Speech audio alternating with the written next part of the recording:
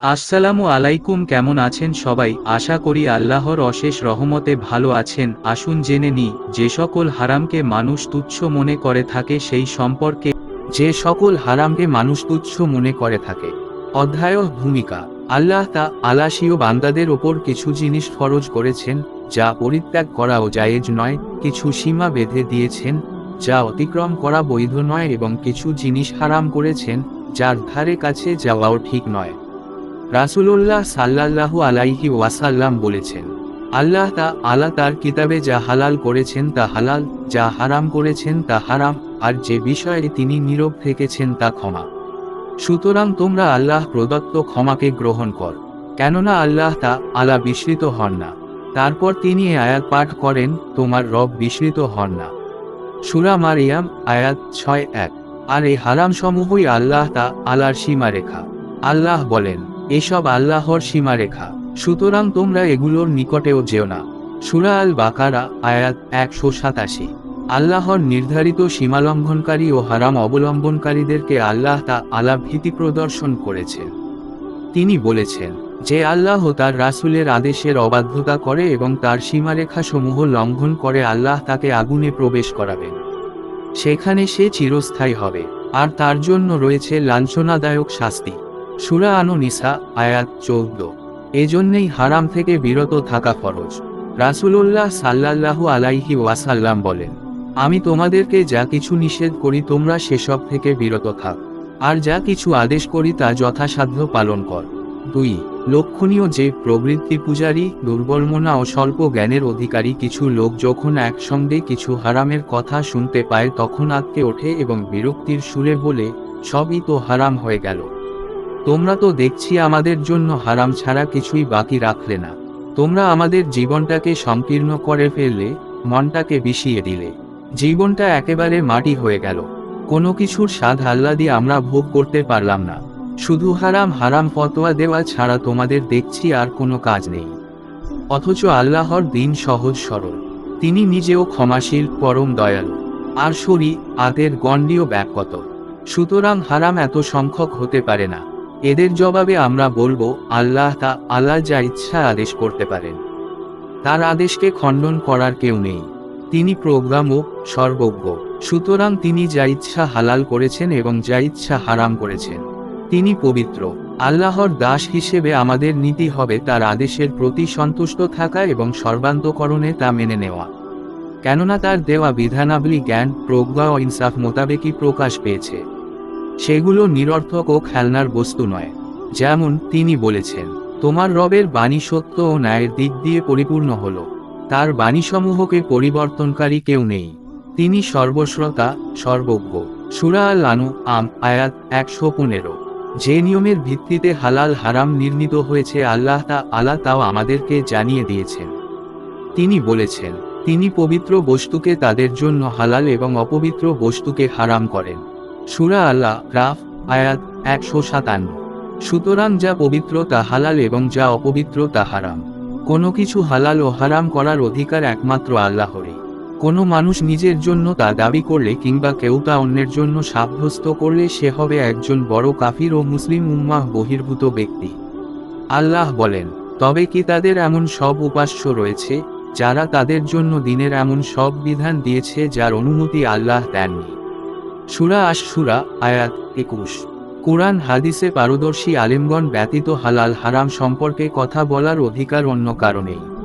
যে ব্যক্তি না জেনে হালাল হারাম সম্পর্কে কথা বলে আল কুরআনে তার সম্পর্কে কঠোর হুঁশিয়ারি উচ্চারিত হয়েছে। আল্লাহ বলেন, তোমাদের জিহ্বায় মিথ্যা উচ্চারিত হয় বলে তোমরা আল্লাহর প্রতি মিথ্যা আরোপের মানুষে যেন না বলো যে এটা হালাল ওটা হারাম। সূরা আন-নাহল আয়াত 116। যেসব বস্তু অকাট্যভাবে হারাম তা কুরআন ও হাদিসে উল্লেখ আছে। যেমন আল্লাহ বলেছেন, আপনি বলুন, এসো, তোমাদের প্রতিপালক তোমাদের ওপর যা হারাম করেছেন তা পড়ে শুনাই। তোমরা তার সঙ্গে কাউকে শরিক করো না, মাতা পিতার সাথে সদাচরণ করবে আর দারিদ্র্যের কারণে তোমাদের সন্তানদেরকে হত্যা করো না। সূরা আল-আনআম 151। অনুরূপভাবে হাদিসেও বহু হারাম জিনিসের বিবরণ এসেছে। যেমন রাসূলুল্লাহ সাল্লাল্লাহু আলাইহি ওয়াসাল্লাম বলেছেন, আল্লাহ তা আলামত মৃত প্রাণী শূকর ও মূর্তি কেনা বেচা হারাম করেছেন। 3 অপর হাদিসে এসেছে, আল্লাহ যখন কোনো কিছু হারাম করেন তখন তার মূল্য তথা কেনা বেচাও হারাম করে দেন। 4 কোনো কোনো আয়াতে কখনো একটি বিশেষ শ্রেণীর হারামের আলোচনা দেখতে পাওয়া যায়। যেমন হারাম খাদ্যদ্রব্য প্রসঙ্গে আল্লাহ বলেছেন, তোমাদের জন্য হারাম করা হয়েছে মৃত প্রাণী, রক্ত, শূকরের মাংস, আল্লাহ ব্যতীত অন্যের নামে জবেহকৃত প্রাণী, গলা টিপে হত্যাকৃত প্রাণী, পাথরের আঘাতে নিহত প্রাণী, উপর থেকে নিচে পড়ে গিয়ে মৃত প্রাণী, সিংহের আঘাতে মৃত প্রাণী, হিংস্র প্রাণীর ভক্ষিত প্রাণী। অবশ্য উল্লিখিত ক্ষেত্রগুলোতে যে সব হালাল প্রাণীকে তোমরা জবেহ করতে সক্ষম হও সেগুলো হারাম হবে না। আর তোমাদের জন্য হারাম সেই সব প্রাণীও যেগুলো পূজার বেদিমূলে জবেহ করা হয় এবং ভাগ্য নির্ণায়ক তীরের সাহায্যে যে মাংস তোমরা বন্টন কর। সূরা আল মায়েদা আয়াত 3। হারাম বিবাহ প্রসঙ্গে আল্লাহ বলেন, তোমাদের ওপর হারাম করা হয়েছে তোমাদের মাতৃকুল, কন্যাকুল, ভগ্নিকুল, ফুফুকুল, খালাকুল, ভ্রাতুষ্পুত্রীকুল, ভগ্নিকন্যাকুল, স্তন্যদাত্রী মাতৃকুল, স্তন্যপান সম্পর্কিত ভগ্নিকুল ও শাশুড়িদেরকে। সূরা আন-নিসা আয়াত 23। উপার্জন বিষয়ক হারাম সম্পর্কে আল্লাহ বলেছেন, তোমাদের জন্য ব্যবসাকে হালাল করেছেন এবং সুদকে হারাম করেছেন। সূরা আল বাকারা আয়াত 275। বস্তুত মানুষের প্রতি পরম দয়ালু আল্লাহ তাআলা আমাদের জন্য সংখ্যা ও শ্রেণীগতভাবে এত পবিত্র জিনিস হালাল করেছেন যে তা গণনা করে শেষ করা সম্ভব নয়। এ কারণেই তিনি হালাল জিনিসগুলোর বিস্তারিত বিবরণ দেননি। কিন্তু হারামের সংখ্যা যেহেতু সীমিত এবং সেগুলো জানার পর মানুষ যেন তা থেকে বিরত থাকতে পারে সেজন্য তিনি তার বিস্তারিত বিবরণ তুলে ধরেছেন। আল্লাহ বলেন, তিনি তোমাদের ওপর যা হারাম করেছেন তার বিস্তারিত বিবরণ তোমাদেরকে দান করেছেন। তবে তোমরা যে হারামটা বাধ্য হয়ে বা ঠেকায় পড়ে করে ফেলতা কথা ভিন্ন। সূরা আল আনআম আয়াত 119। হারামকে এভাবে বিস্তারিত পেশের কথা বললেও হালালকে কিন্তু সংক্ষেপে সাধারণভাবে তুলে ধরা হয়েছে। আল্লাহ বলেন, হে মানবকুল, তোমরা জমিনের বুকে যা কিছু হালাল ও উৎকৃষ্ট সেগুলো খাও। সূরা আল বাকারা আয়াত 168।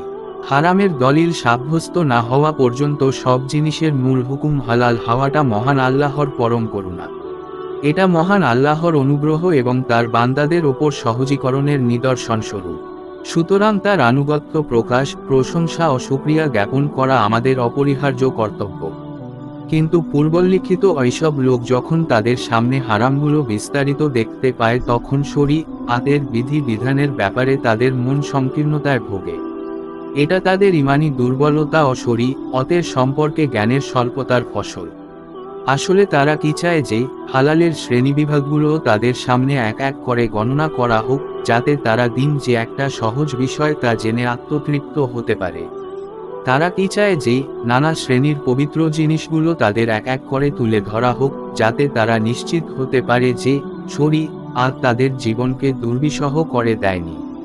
তারা কি চায় যে এভাবে বলা হোক, উট, গরু, ছাগল, খরগোশ, হরিণ, পাহাড়ি ছাগল, মুরগি, কবুতর, হাঁস, রাজহাঁস, উটপাখি ইত্যাকার জবেহ করার মতো জবেহকৃত প্রাণীর মাংস হালাল, মৃত পঙ্গপাল ও মাছ হালাল, শাক সবজি, ফলমূল, সকল দানাশস্য ও উপকারী ফল ফুল হালাল, পানি, দুধ, মধু, তেল ও সিরকা হালাল, লবণ, মরিচ ও মশলা হালাল, লোহা, বালু, খোয়া, প্লাস্টিক, কাঁচ ও রাবার ইত্যাদি ব্যবহার হালাল, খাট, চেয়ার, টেবিল, সোফা, তৈজসপত্র, আসবাবপত্র ইত্যাদি ব্যবহার হালাল, জীবজন্তু, মোটরগাড়ি, রেলগাড়ি, নৌকা, জাহাজ ও বিমানে আরোহণ হালাল, air condition, refrigerator, washing machine, পানি শুকানোর যন্ত্র, পেষণ যন্ত্র, আটা খামির করার যন্ত্র, কিমা তৈরির যন্ত্র, নির্মাণ বিষয়ক যন্ত্রপাতি, হিসাব রক্ষণ পর্যবেক্ষণ যন্ত্রপাতি, কম্পিউটার এবং পানি, পেট্রোল, খনিজদ্রব্য উত্তোলন ও শোধন,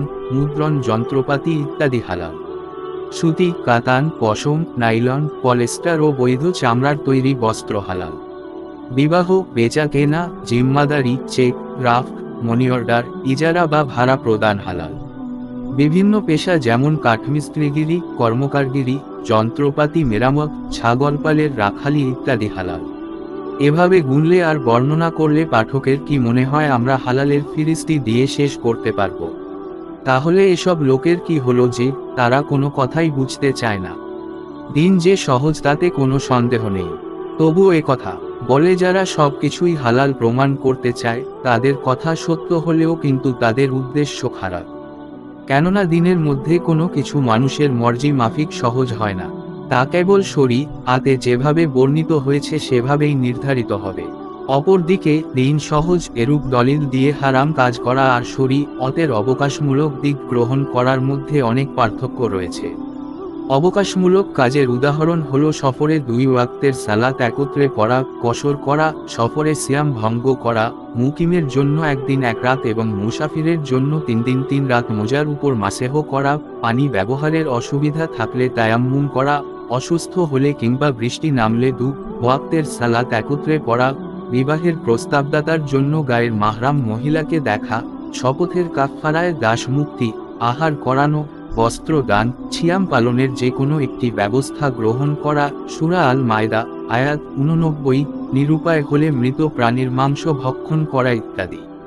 মোট কথা, শরীআতে যখন হারাম আছে তখন সকল মুসলিমের জন্যই তার মধ্যে যে গূঢ় রহস্য বা তত্ত্ব লুকিয়ে আছে তা জানা দরকার। যেমন 1. আল্লাহ তাআলা হারাম দ্বারা তার বান্দাদের পরীক্ষা করেন।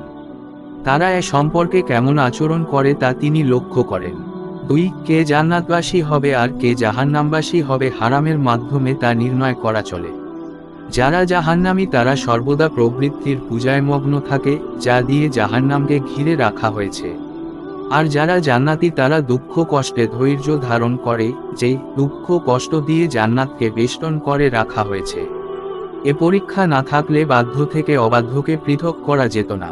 3. যারা ঈমানদার তারা হারাম দত্তাগজনিত কষ্ট সহ্য করাকে সাক্ষাৎ পুণ্য এবং আল্লাহ তাআলার যে কোনো নির্দেশ পালনকে তার সন্তুষ্টি লাভের উপায় বলে মনে করে।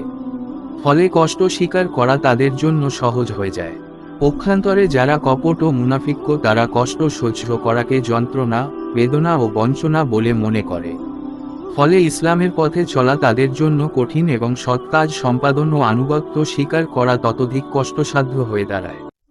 4. একজন সৎ লোক আল্লাহর সন্তুষ্টি অর্জনার্থে হারাম পরিহার করলে বিনিময়ে তার চেয়ে যে উত্তম কিছু পাওয়া যায় তা ভালোমতো অনুধাবন করতে পারে। এভাবে সে তার মনোরাজ্যে ঈমানের স্বাদ আস্বাদন করতে পারে। আলোচ্য পুস্তকের মধ্যে সম্মানিত পাঠক শরীআতে হারাম বলে গণ্য এমন কিছু সংখ্যক নিষিদ্ধ বিষয়ের বিবরণ পাবেন কুরআন সুন্নাহ থেকে, সেগুলো হারাম হওয়ার দলিল সহ। এসব হারাম এমনই যা আমাদের সমাজে ব্যাপকভাবে ছড়িয়ে পড়েছে এবং বহুসংখ্যক মুসলিম নির্দ্বিধায় তা হরহামেশা করে চলেছে। আমরা কেবল মানুষের কল্যাণ কামনার্থে তাদের সামনে এগুলো তুলে ধরেছি অতি সংক্ষেপে। দিন যে সহজ তাতে কোনো সন্দেহ নেই, তবুও কথা বলে যারা সব কিছুই হালাল প্রমাণ করতে চায় তাদের কথা সত্য হলেও কিন্তু তাদের উদ্দেশ্য খারাপ। কেননা দিনের মধ্যে কোনো কিছু মানুষের মর্জি মাফিক সহজ হয় না, তা কেবল শরীআতে যেভাবে বর্ণিত হয়েছে সেভাবেই নির্ধারিত হবে। অপরদিকে দিন সহজ এরূপ দলিল দিয়ে হারাম কাজ করা আর শরীয়তের অবকাশমূলক দিক গ্রহণ করার মধ্যে অনেক পার্থক্য রয়েছে। অবকাশমূলক কাজের উদাহরণ হলো সফরে 2 ওয়াক্তের সালাত একত্রে পড়া, কসর করা, সফরে সিয়াম ভঙ্গ করা, মুকিমের জন্য 1 দিন 1 রাত এবং মুসাফিরের জন্য 3 দিন 3 রাত মোজার উপর মাসেহ করা, পানি ব্যবহারের অসুবিধা থাকলে তায়াম্মুম করা, অসুস্থ হলে কিংবা বৃষ্টি নামলে 2 ওয়াক্তের সালাত একত্রে পড়া, বিবাহের প্রস্তাবদাতার জন্য গায়ের মাহরাম মহিলাকে দেখা, শপথের কাফফারায় দাস মুক্তি, আহার করানো, বস্ত্র দান, সিয়াম পালনের যে কোনো একটি ব্যবস্থা গ্রহণ করা, সূরা আল মায়দা আয়াত 89, নিরুপায় হলে মৃত প্রাণীর মাংস ভক্ষণ করা ইত্যাদি। মোট কথা, শরীয়তে যখন হারাম আছে তখন সকল মুসলিমের জন্যই তার মধ্যে যে গূঢ় রহস্য বা তত্ত্ব লুকিয়ে আছে তা জানা দরকার। যেমন 1. আল্লাহ তাআলা হারাম দ্বারা তার বান্দাদের পরীক্ষা করেন। তারা এ সম্পর্কে কেমন আচরণ করে তা তিনি লক্ষ্য করেন। 2. কে জান্নাতবাসী হবে আর কে জাহান্নামবাসী হবে হারামের মাধ্যমে তা নির্ণয় করা চলে। যারা জাহান্নামী তারা সর্বদা প্রবৃত্তির পূজায় মগ্ন থাকে, যা দিয়ে জাহান্নামকে ঘিরে রাখা হয়েছে। আর যারা জান্নাতি তারা দুঃখ কষ্টে ধৈর্য ধারণ করে, যে দুঃখ কষ্ট দিয়ে জান্নাতকে বেষ্টন করে রাখা হয়েছে। এ পরীক্ষা না থাকলে বাধ্য থেকে অবাধ্যকে পৃথক করা যেত না। 3. যারা ঈমানদার তারা হারাম প্রত্যাগজনিত কষ্ট সহ্য করাকে সাক্ষাৎ পুণ্য এবং আল্লাহ তাআলার যে কোনো নির্দেশ পালনকে তার সন্তুষ্টি লাভের উপায় বলে মনে করে। ফলে কষ্ট স্বীকার করা তাদের জন্য সহজ হয়ে যায়। পক্ষান্তরে যারা কপট ও মুনাফিক্য তারা কষ্ট সহ্য করাকে যন্ত্রণা, বেদনা ও বঞ্চনা বলে মনে করে। ফলে ইসলামের পথে চলা তাদের জন্য কঠিন এবং সৎ কাজ সম্পাদন ও আনুগত্য স্বীকার করা ততোধিক কষ্টসাধ্য হয়ে দাঁড়ায়। 4. একজন সৎ লোক আল্লাহর সন্তুষ্টি অর্জনার্থে হারাম পরিহার করলে বিনিময়ে তার চেয়ে যে উত্তম কিছু পাওয়া যায় তা ভালোমতো অনুধাবন করতে পারে। এভাবে সে তার মনোরাজ্যে ঈমানের স্বাদ আস্বাদন করতে পারে।